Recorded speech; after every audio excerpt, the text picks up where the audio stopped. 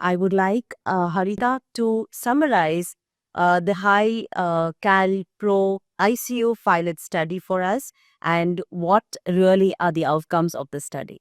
If I have to summarize the ICU CalPro study, there are many outcomes that we can, look at. One is, yes, we have been able to start early, gradually go up the calorie and the protein requirement and reach it by day 6, day 10.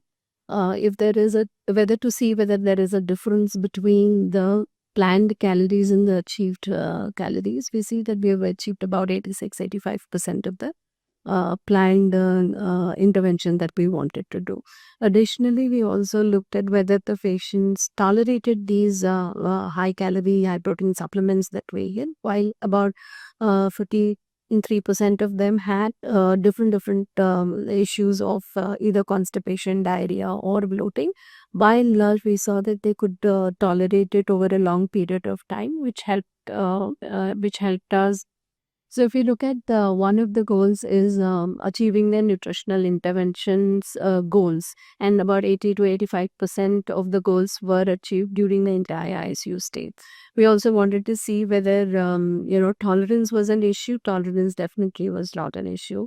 We also wanted to see whether their electrolyte management was good, whether their nutritional parameters in terms of albumin, prealbumin, in terms of creatinine, whether they were deranged because of the feed that were given to the patient, and that they were also well maintained throughout the study. Another area that we looked at is why we give these high calorie supplements.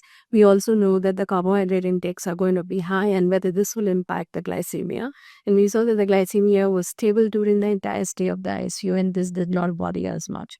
So while we are giving the overall nutritional care to the patient, we looked at all the parameters, we could see that we are able to maintain all the other aspects which are very critical in an ICU.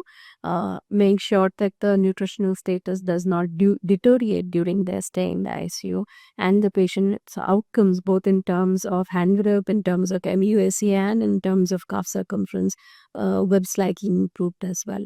So, so one of the major conclusions can also be that if the ICU nutrition is well monitored, if it is planned by a clinical dietitian, and it is monitored on a day-to-day basis, patients come out of the ICU very well. Their nutritional status does not deteriorate.